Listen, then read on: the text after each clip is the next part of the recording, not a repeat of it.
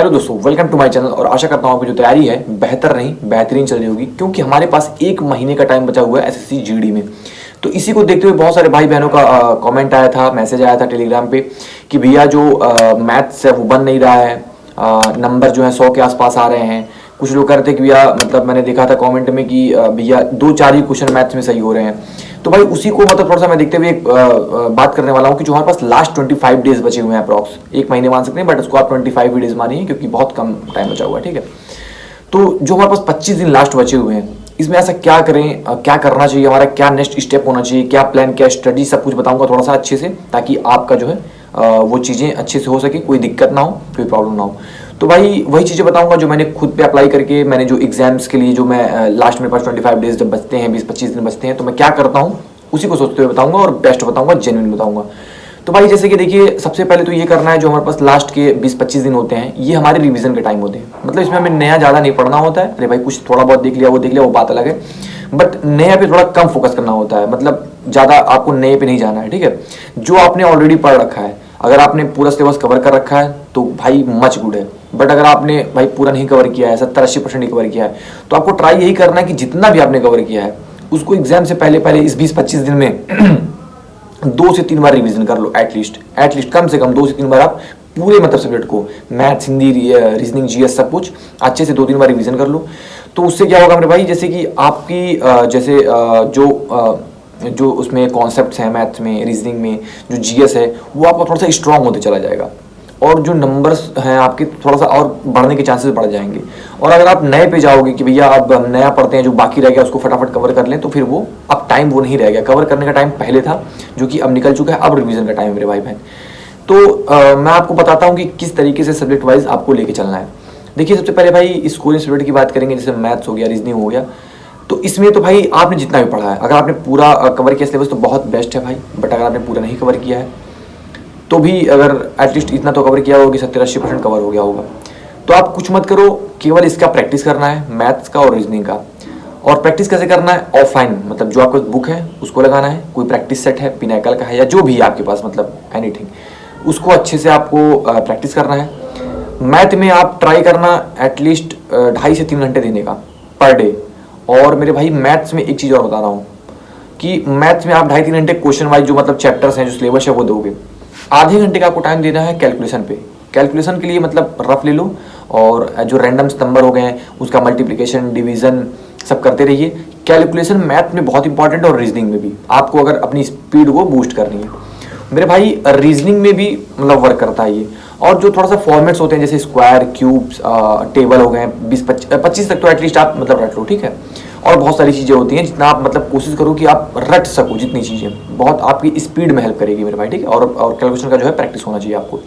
तो मैथ्स में कम से कम 2.5-3 घंटे का समय देना है आपको, प्लस कैलकुलेशन 15 से 20 मिनट, आधे घंटे तक का आप निकाल लो टाइम।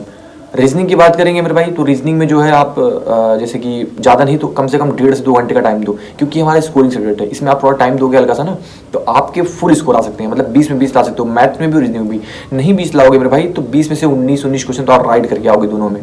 बात करेंगे हिंदी की, तो हिंदी भाई मतलब बहुत टफ नहीं है भाई, जो सिलेबस में दिया हुआ है केवल उसको अच्छे से जो चैप्टर्स हैं, जैसे मान लीजिए उसमें क्या है, मुहावरे हैं और जो चीज़ें हैं, मतलब सिलेबस में जो भी है आप देख लीजिएगा, उसको अच्छे से पढ़ लीजिए। और हिंदी और जीएस में एक दो चीज़ें कॉमन होती हैं, जैसे इसमें जो पीवाईक्यूज होते हैं, आप जितना पीवाईक्यूज लगाओगे आपको उतना आइडिया लगते चला जाएगा कि भाई मुझे कौन सी चीज़ें पढ़नी है, कौन सी चीज़ें स्किप करनी है, कैसे क्वेश्चंस एग्जाम में आते हैं, तो आप पढ़ पाओगे। तो इसलिए पीवाईक्यूज लगाना, और मैथ्स रीजनिंग में भी पीवाईक्यूज बेस्ट है, मतलब पीवाईक्यूज आप लगाइए। ठीक है, अभी आपको समय पीवाईक्यूज लगाइए। तो हिंदी में कम से कम आप जो है सिलेबस को देख के लगभग 1.5-2 घंटे का हिंदी के लिए समझ निकाल लीजिए। बचेगी जीएस में कम से कम आप भाई 3 घंटे का समय दीजिए, और जो चीज़ें आपने पढ़ रखा है उसको आप अच्छे से रिवाइज करिए। मतलब रिवीजन बहुत मोस्ट इंपॉर्टेंट है।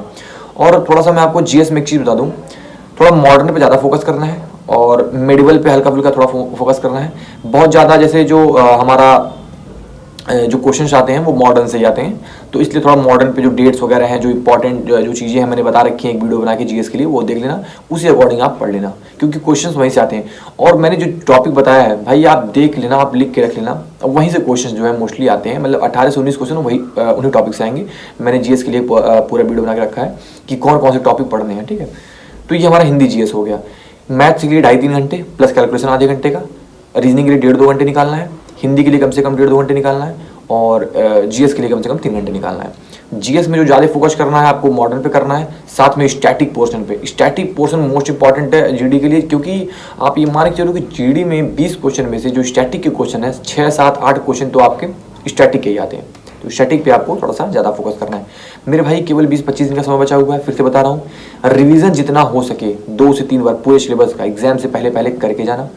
मैथ की बात करूँ, मैंने आपको बहुत बार बताया है, बहुत टाइम से बताते आ रहा हूँ, तो मेरे जिन भाई बहनों ने फॉलो किया होगा कि जैसे जब आपका मॉक टेस्ट आप देते थे तो जो गलतियाँ होती थी, जो क्वेश्चन आपको नहीं आते थे, जो क्वेश्चन से आप में दिक्कत होती थी, तो उन क्वेश्चन के लिए मैंने बताया था कि एक नोट बना के उन क्वेश्चन को नोट करके उसका कॉन्सेप्ट देख के अच्छे से सॉल्यूशन वहाँ पर लिख लेना, ठीक है। और उसके बाद जब एग्जाम आता है तो एग्जाम से 2-3 दिन 4 दिन पहले जो हम रिवीजन करते हैं तो उसी नोटबुक को उठाना और अच्छे से क्वेश्चन को देख लेना, ठीक है।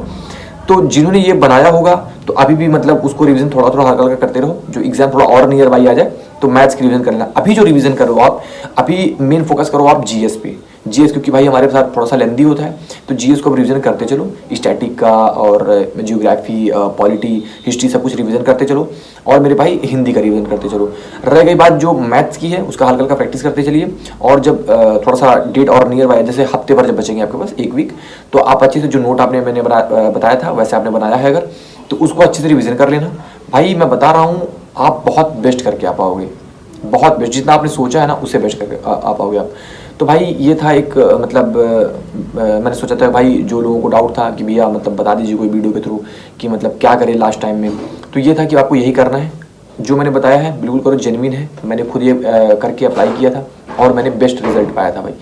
तो भाई ये थी, और कोई भी दिक्कत होती है तो इस वीडियो को कमेंट में बता देना। टेलीग्राम का लिंक मैंने डिस्क्रिप्शन में डाल दिया, वहाँ पे आप जाके जुड़ जाओ। बहुत सारे पीडीएफ इंपॉर्टेंट मैथ्स के, हिंदी के, रीजनिंग के, जीएस के पीवाईक्यूज मैंने डाल रखे हैं, आप वहाँ से जाके पढ़ सकते हो। और भी कोई डाउट हो तो कमेंट में बता देना भाई। आपकी जो प्रॉब्लम होगी नेक्स्ट वीडियो आपके प्रॉब्लम पे बनाऊंगा, आपके प्रॉब्लम को सॉल्व करूँगा मेरे भाई। तो भाई मिलते हैं नेक्स्ट वीडियो में, तो के लिए bye bye and take care.